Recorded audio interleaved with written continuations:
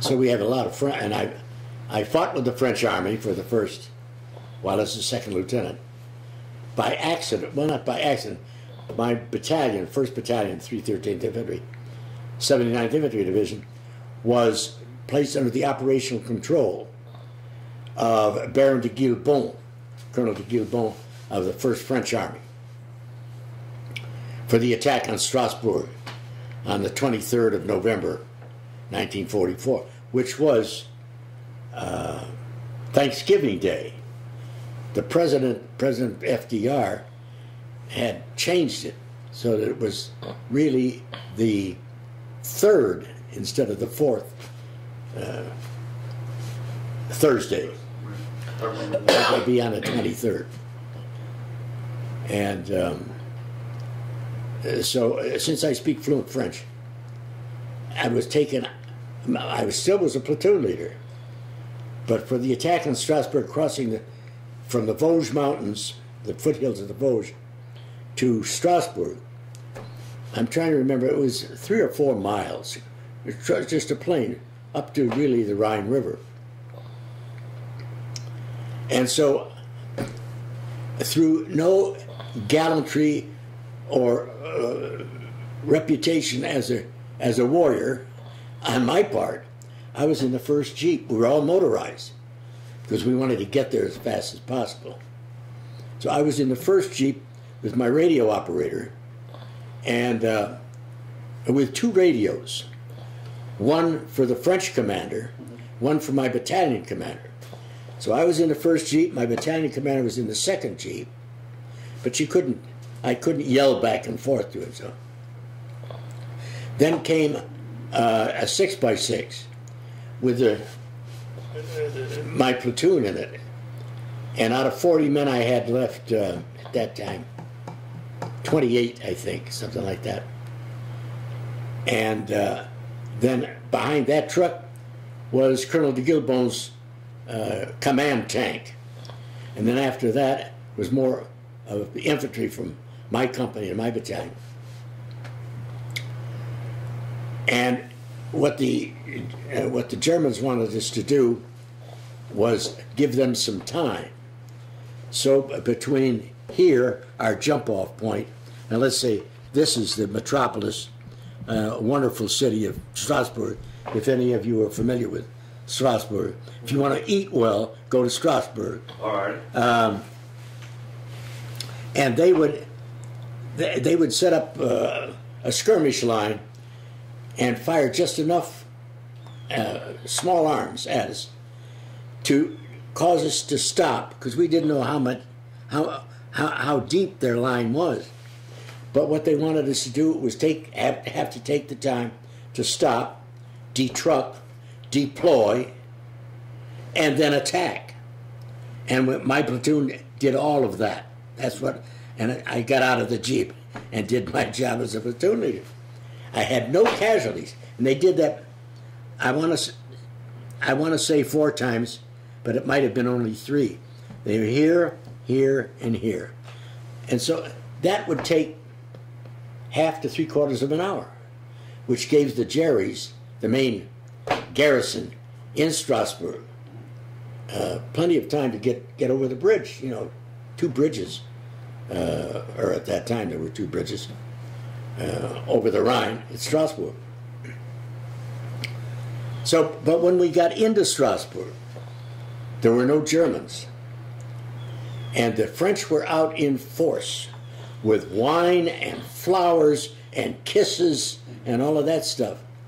And I had to lay down the law, and my platoon sergeant had to cuff a couple of people around to keep them from the wine, because you couldn't have that.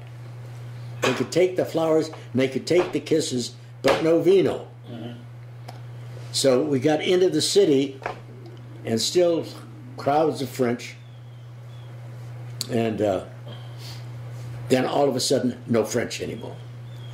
And there was a garden wall on our right, and there were apartment buildings. Most people in Western Europe live in apartments, and these were 4-story apartment buildings with metal shutters that they could ram down in place in order to conserve heat in the wintertime over the windows. And that's where they were thick with German soldiers. So one of them would raise the shutters, two of them would fire 2 or 3 rounds, and then they'd slam it down again. By the time we looked up, we couldn't tell where it was coming from, except that I thought I could. My new company commander was standing up about where you are, Chaplain. He'd only been with us for about 8 or 9, 10 days, something like that. He was a captain, right out of the academy. He was a captain, but right out of the academy and right out of training troops in the United States. This was his first combat. And I was on, I saw from the apartment houses on the left side of this street, which narrowed like that, this garden wall, and then narrowed. And a skirmish line of German infantry came across the street from left to right. And I thought, oh shit, we're in big ass trouble now. And we were. But fortunately it was all small arms. But a round caught my company commander as if it were a Hollywood movie, right straight between the eyes. Wow. He was dead before he hit the ground. I couldn't even remember his name. He was a company commander. I was a platoon leader. You didn't see the company commander all that often. So the poor fellow just he was frozen in place, I guess. I said, "Captain, get down, get down." I remember saying that, and he just stood there. So they had a perfect bead on him from across the street, about from your angle, right there. And I was shot in the mouth. At that time? At that time, yeah. But after my company commander was killed, I put on my. I knew my teeth were gone, and I was pretty certain some jawbone was gone too. I was right on both counts, but I felt no pain. A lot of blood, so with some help, I put my emergency dressing that you carry on your belt. I don't know if any of you are former infantry people, but I assume they still carry that in a little canvas pouch on your belt. And I had that around my face, but I could still talk with difficulty. So I took 4 men, and we went into the building that I thought the fire was coming at us from. And we went in there, and we went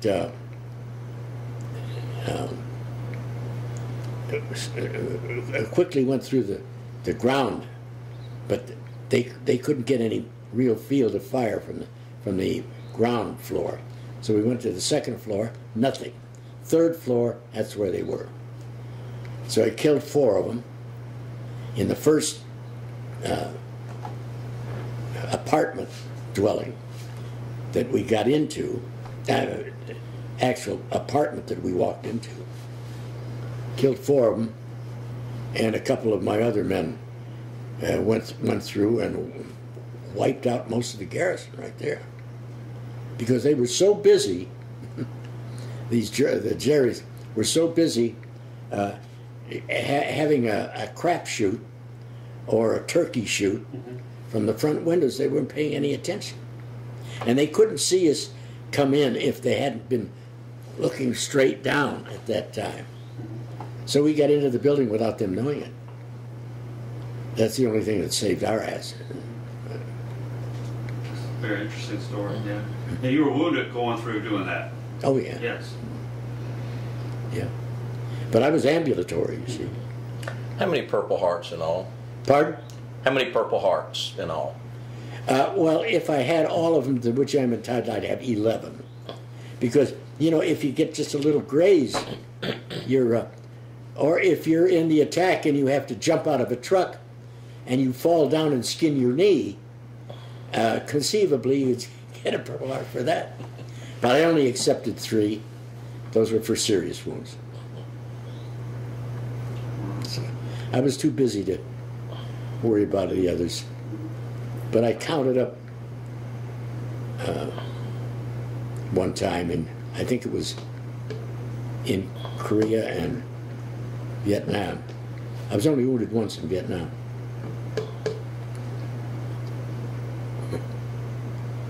Got shot at every day, though. But fortunately, by that time, I was commanding a brigade, and I was up in a helicopter most of the time. But that didn't stop the ground fire.